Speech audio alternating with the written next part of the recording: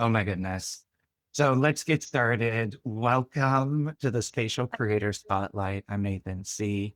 And today it is my distinct pleasure. I'm fanning out a little bit. We have Ines Alpha, air creator, fashion designer, artist from the future. It's so great to meet you and talk with you today, Thank you. Ines. Thanks for having me. My pleasure. Can you just start us off a little bit and introduce yourself and the work that you do as a spatial creator? Sure. So, yeah, I'm Ines Alpha. I'm a digital artist based in Paris, and I specialize in what I called 3D makeup, which is makeup, so something that can transform, decorate your face, but using digital softwares. And I do that using CGI. And I also do augmented reality, which is the natural extension of the CGI works I've done. So CGI, I made still images and videos, but once the work is done, no one can try the design I've made. So AR, when the first accessible augmented reality softwares came out, Blend Studio from Snapchat, Spark AR for Instagram, when they were launched, I thought, oh my God, I need to put my hands on those tools because I need my designs to be accessible to as many people as I can, because how can I call my work makeup if no one can try it on? So it was, even when I was doing CGI, it was a little bit of a dream of mine to be able to have that accessible tool that everyone could have access to. And recently, looping the loop, as you may have seen, so I've worked on 3D digital makeup that would look real using a smartphone or CGI. And now I'm doing, let me show you, da-da-da-da, physical stuff that looks like it is CGI or it is 3D.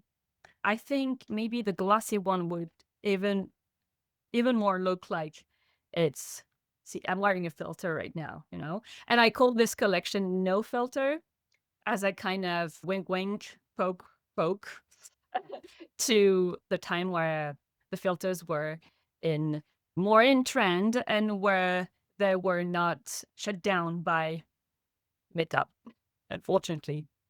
It's such a the way that your work straddles this physical, digital, real-time, ephemeral, like I love that you like playing in these multiple worlds. I'm curious, right? Like you brought it up. So as somebody who really, found some accessibility, found some superpowers in this burgeoning world of AR creation tools, sort of built an audience, built a lot of connections through those sort of works, even based a lot of your corporate projects, in these Oh, tools. How does it feel to be a spatial creator today when the tides are changing, the focus is a little different, XR glasses seem closer than ever? How are you feeling today about being a spatial creator? it's always, when the world is changing, of course, sometimes it can be scary. I mean, our world is definitely scary right now for many reasons. But also, when something is, I mean, it's change is always exciting because it means the world, the industry, the tools, technologies might get better, might get more interesting or more powerful. So sometimes in this period of time where AI is way more the trend than AR or XR or spatial creation tools, that also means that spatial tools will get better at some point. Because now the focus is AI, but AI will make spatial tools even better and even more powerful at some point. And they are all working on, maybe not for the same reason as why I want to work on XR technologies. Obviously, from what I've seen, the biggest companies working on XR glasses and headset, They're mostly working on interfaces that will replace the smartphone, like for, I don't know, pop-ups, navigations, callings, contacts, working. So for now, the creative side, I haven't seen a lot of projects in the new XR tools that will be coming in the next few years, but it will come at some point. And creators like myself, we will put our hands on those tools and we will create stuff. I mean, I hope we will have access.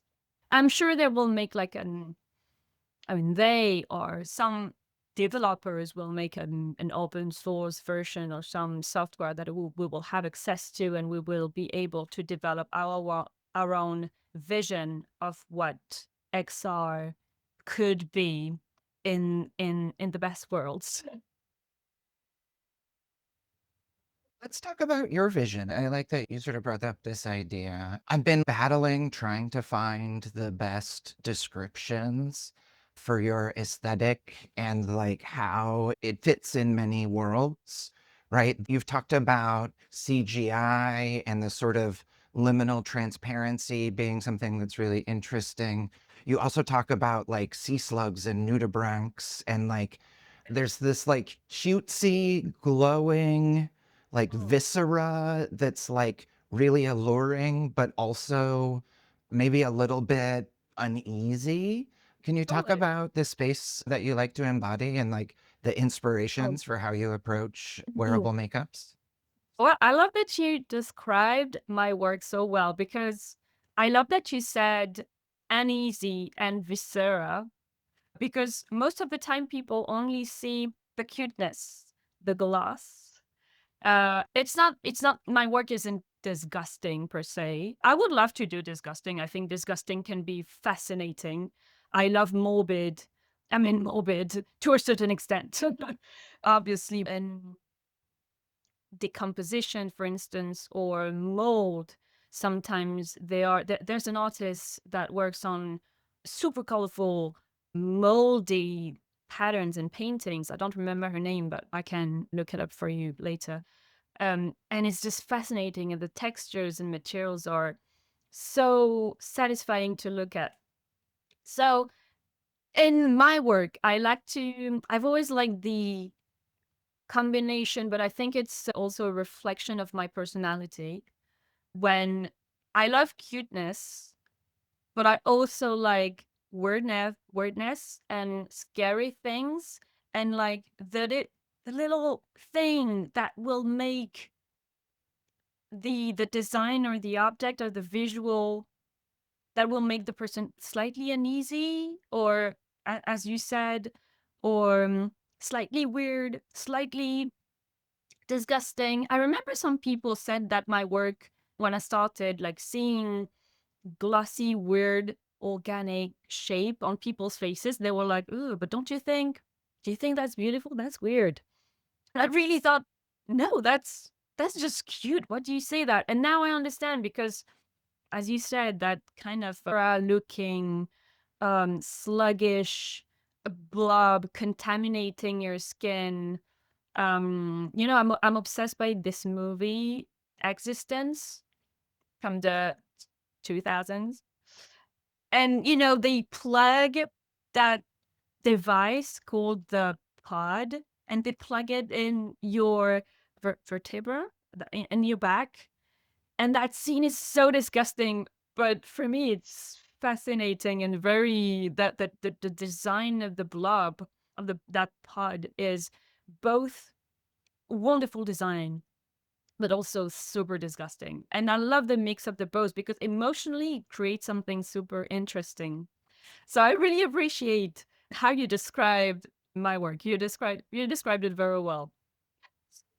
One of the things that like stood out, one of your more recent pieces, I'd rather be a cyborg, I think embodies this drama really in like really substantially because there's and I forgive me if I'm describing it poorly, but there's this kind of circular logic of this hybridized being that's like augmenting and researching themselves at this time. And Mm. The videos of the animations are almost like kind of staring at like a mask of a deity. So it like really draws you in. But then like these little subtle motions, these little kind of flaps and folds start to reveal. And you're like, you can't help but look, but it's also there's so many questions behind it. Can you talk about the piece and how augmentation and digital effects help you sort of hit that mood and explore those concepts that you're working on there? I'm gonna try to explain it in the most clear way because sometimes my brain goes on like every direction, and then I'm like, did I make a clear sentence that doesn't make sense? So I'm It's sorry in perfect for advance. this show. No, Cortex it's so I was working. I needed to work on a piece for an exhibition. I knew I wanted to do something with a friend of mine that is a photographer. And at that time, like the first thought that I had, I was playing again. I was playing Final Fantasy VII again for the maybe the fifth time of my life because it's one of my favorite game. And I remember in that game there was this a story about Genova, and she's in a capsule, and the capsule like laboratory guinea pig kind of experiment on a being, on a living creature. I was like, oh, this is the aesthetic I want to go for. I want to explore this. And in a way, I am my own guinea pig of my own experiment with 3D and with CGI. And I always reference Donna Haraway in my work about the cyborg, cyborg feminism. What's the name of the book again? My mind is blank. But I quote, "I'd rather be a cyborg" is a quote from Donna Haraway, meaning using technology to take power back, to have control over your appearance, over yourself as a woman. And that's, I guess, something I've always tried to do when I started 3D makeup is I want to express myself. I want to be whoever I want to be and however I want to show myself to the world. But it's very difficult within when you're a woman or when you're anyone, to be honest, in that society.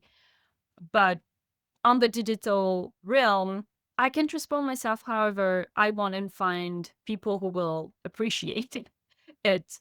So yeah, that art piece is really the story of me.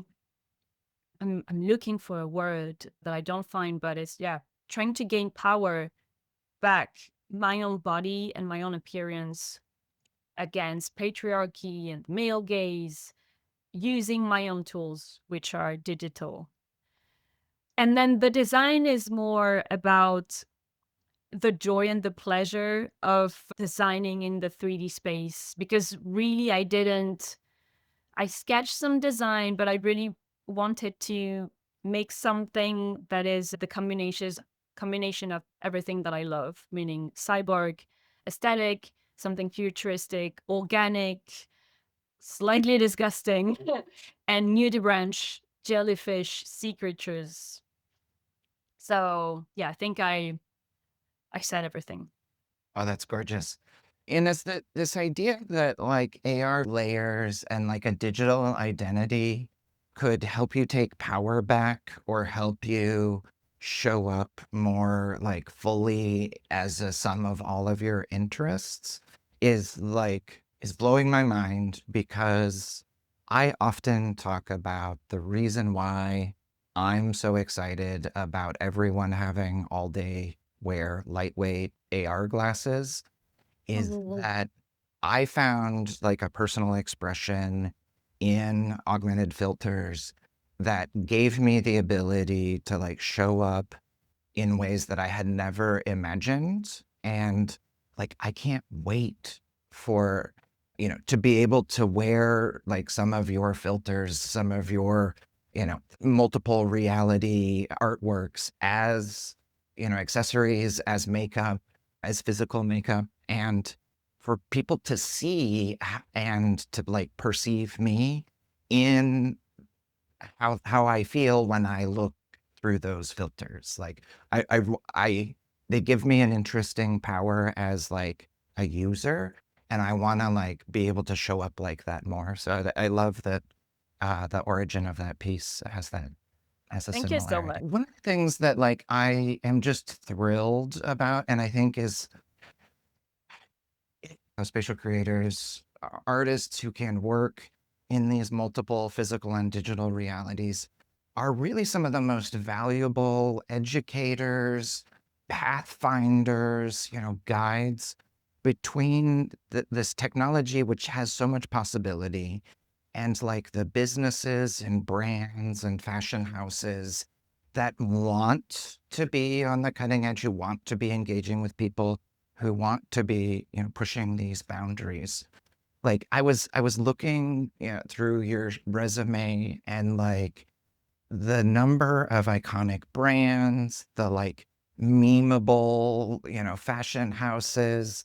We've got Pucci, we've got Prada, we've got some of the biggest, musicians, like global impact with the kinds of projects that you've been able to do. Right. And it's not just your artwork and your aesthetic, which like the drama and allure like totally fits what these brands are trying to do. But you're Mhm. also like translating this technology, what's possible, how to do it, how to show up like Prada wants to show up, with a cutting edge technology.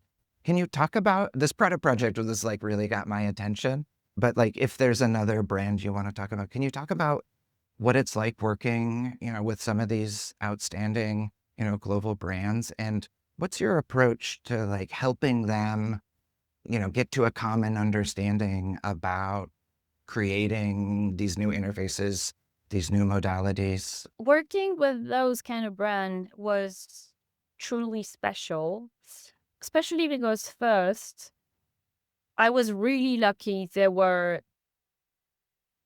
Especially they were super curious about my work, very respectful of my vision, which is quite rare. Sometimes when you collaborate with brands, it's not necessarily 50-50, the share of the vision or the design. So what was really nice is that they were really willing to have my opinion, have my vision on things, and especially with Prada, because the collaboration lasted 4 years, and there were 2 years of development on how we can use technologies in the makeup collection, but also, yeah, how we can use technologies in developing physical products. And at first, the first discussions were like, okay, it's very new. We want to be the first brand to collaborate with an e-makeup artist. We know it's part of the future of beauty. And how can we collaborate together and how can we work to create physical products, but using your knowledge about digital technologies? And at first, it was really experiment. I thought, okay, I can do makeup on digital avatars and create otherworldly textures and looks, and maybe the labs can get inspiration from those looks. And then I collaborated with a physical makeup artist, and she had her own propositions as well. But sometimes she would try to reproduce the colors that I made in pixels. So we were always like, okay, we're trying to bring the pixels and transform them to pigments. And so that collaboration between tangible things and digital world were very interesting. And I've learned a lot even in the physical makeup world. And the augmented reality wasn't even the most important part of our collaboration. It was like the final and easy product. But the most important part was like, how can we create looks and pigments and colors and color combination on those digital avatars? So yeah, that was really fascinating. and to have access to such an inspiring brand, because all the colors that we developed were all inspired from Prada's fashion archive. So having the privilege to work with such a renowned brand and such precursor, being ahead of time. So yeah, that was a huge honor to, yeah. I love since my bias, right, I sort of know you as a 3D artist and digital makeup creator first. Uh, to hear, this, I love this call out, right? That, oh, that's where I was going. That Prada's end result isn't augmented reality, right? They're trying to figure out what is a digital fabric, right? They're thinking 3, 4 steps down the line. They're thinking about the inspiration for their designers, for their audiences, the stories they can tell. And so the technology in this case is both an inspiration And and like kind of a destination. We know that like digital makeup is the direction, but it's not it's not the destination. It's not the end. It's not the final thing. And that in this case, like AR is an input into a bigger idea, a bigger story, a bigger experience. And so the AR part, I've just been finishing this class where I'm teaching graduate students about how to think about making XR campaigns that deliver value for a brand.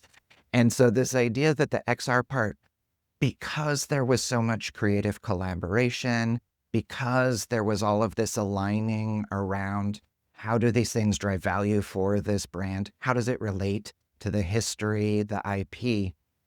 Then the AR product is kind of like a dress or, any other piece of fashion or, an creative accessory. works that And I oh, so love that. You've mentioned like partners in like so many of the projects that you're talking through as an artist, as a 3D as a spatial creator. How do you view partnerships? How have they been crucial in both the development of your voice as an artist as well as, your leadership in working with these amazing brands? well, um, I believe you can't achieve any project or career just by yourself. Some people think they can do that, but I think everything is part of teamwork, or even if it's not teamwork, it's a network, ping-ponging ideas with people. You meet someone special, and that leads you to one idea. Someone helps you do something, and that leads you to something else. And, it's you can't achieve, I mean, or at least you achieve so much more when you consider the people that are around you and people you can work with. So when I started, I didn't do that on purpose, but I was doing my videos by myself, experimenting with CGI. So I ended up experimenting on myself again. But when I started, I was like, oh, I'm so bored of working on my face only. I want to work on other faces. I want to work on people that have different style and personalities. So that's why I reached out. It was really the kind of the beginning of Instagram. And I reached out to people I look up to, people that I'm inspired from, other artists, other creative people, painters, musicians, drag queens. I was like, hey, do you want to collaborate? Do you want to lend me your face? And I will add 3D makeup on it. Are you interested? So that's how I started collaborating. Um, and obviously doing that led me to new audiences and new people that would be artistically connected to my work. And organically, that led me to partnership and collaboration with brands. So again, another opportunity to be inspired by another story, another style, different materials and codes and colors. And that was really inspiring because otherwise I tend to stay in the same zone of otherworldly, glassy, iridescent, which is cool. But sometimes it's really inspiring and it can take you to something very different to work on. Like I remember working on a singer, which aesthetic is very dark. And I don't do dark naturally, but working with that artist, I had to. And I was like, oh, yeah, I can definitely do dark as well. That is really interesting. So I wouldn't have naturally made that design by myself, but collaboration led me to making something very new. And also, it's very good when you collaborate. Also, that's on another subject. Collaborate with people who know how to do things you don't know technically. So, for instance, there's an AR filter that I've made that is called HyperEmotionalSkin, and it's interactive 3D makeup that changes with your emotion. It changes with your face expression, exactly. And I couldn't do it by myself, so I collaborated with an engineer who programmed machine learning with face expression on Snapchat. And it was just so exciting to be able to achieve that concept I had in mind, thanks to collaborating with someone who would have the knowledge I didn't have.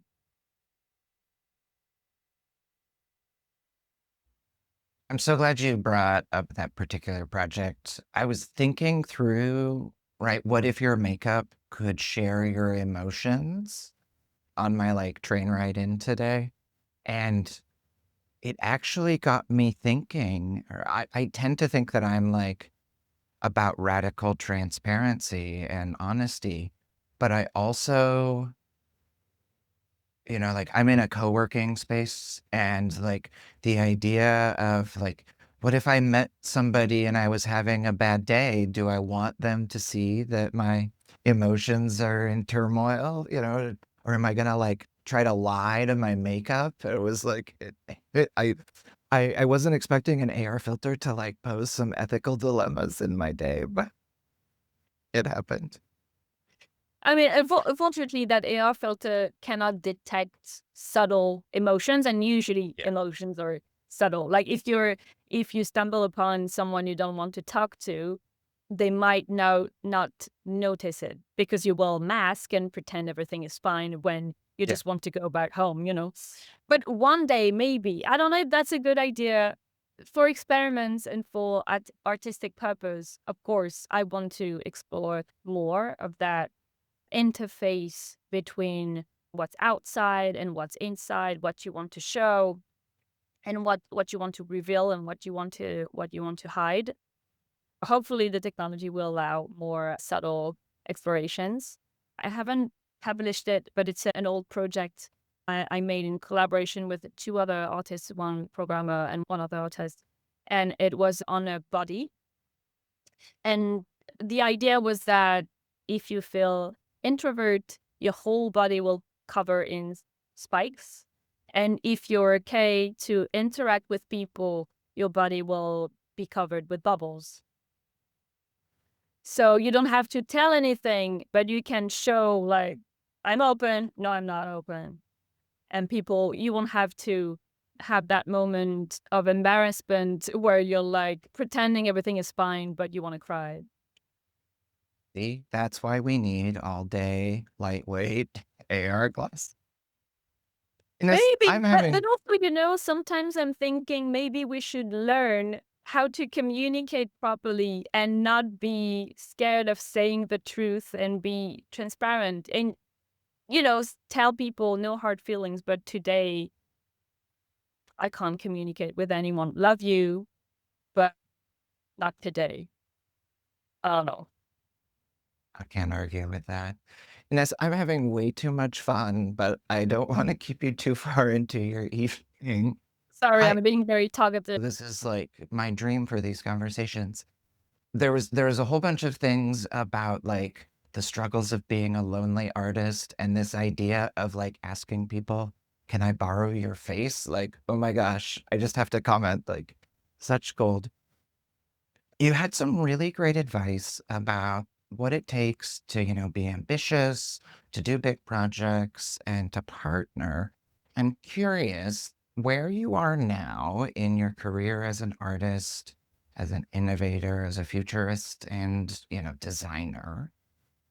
What advice would you give yourself or a new spatial creator starting out today? What advice would you give that you wished you had known before you got into this space?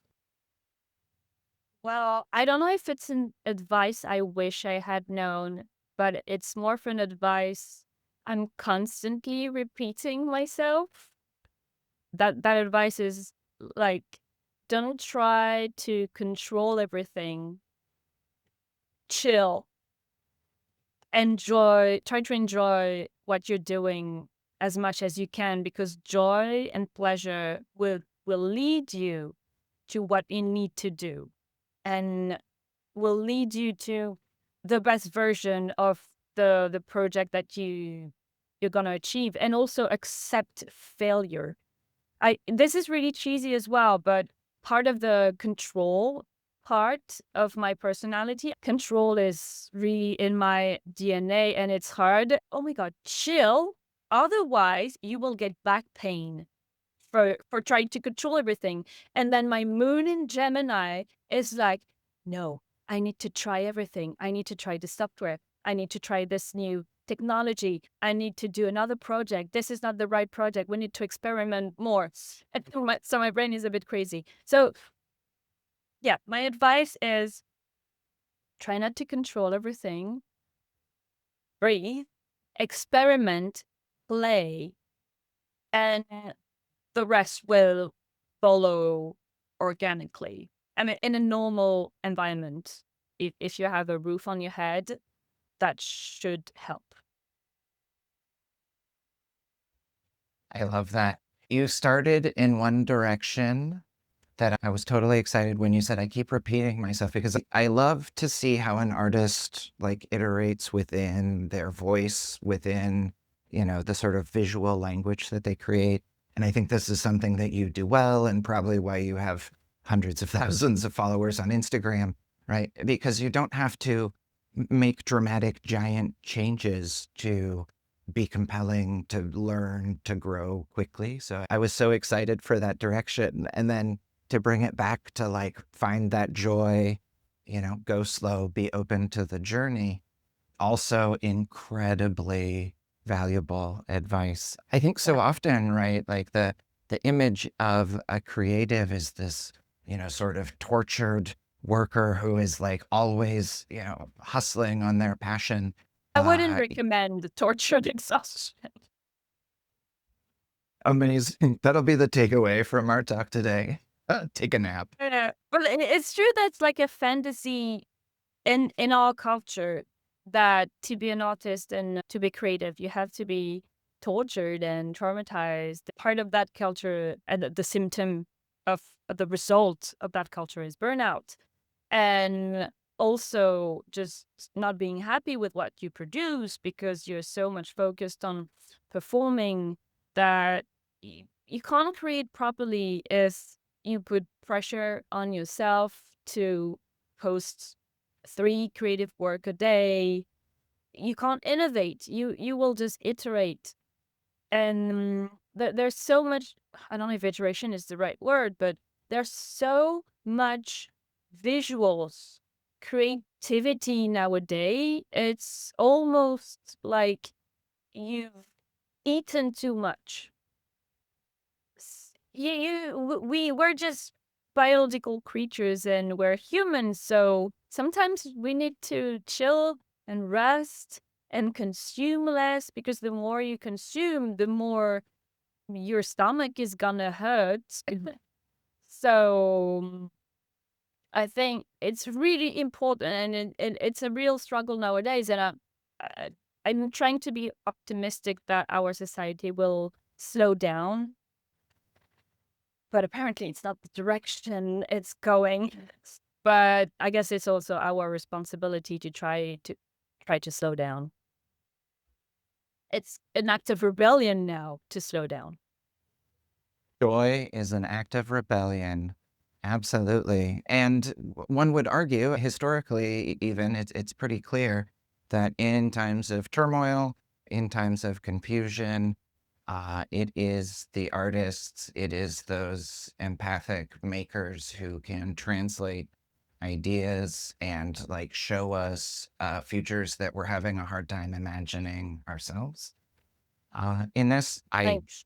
I endeavor that these conversations really help us meet, the spatial creators out there who are helping, both consumers, regular people like me on Instagram, and, giant brands and artists around the world about how to think about digital, how to create real, engaging stories, to create visuals and even like new modalities for interaction that can uh, ask important questions, drive curious exploration, and, encourage people to put cute viscera on their faces. It is such a joy to talk with you As they today. should. If you have not put on any of Ines's filters, you must go out and do it immediately. Ah, for They sure. are so joyful and Let's have it a always go. Just for a just second. just give it a try. Just a bit. Amazing. Thank you again for joining me Thanks on the so much for Spatial the Creator Spotlight. conversation. I had a great time. This is so lovely. Awesome.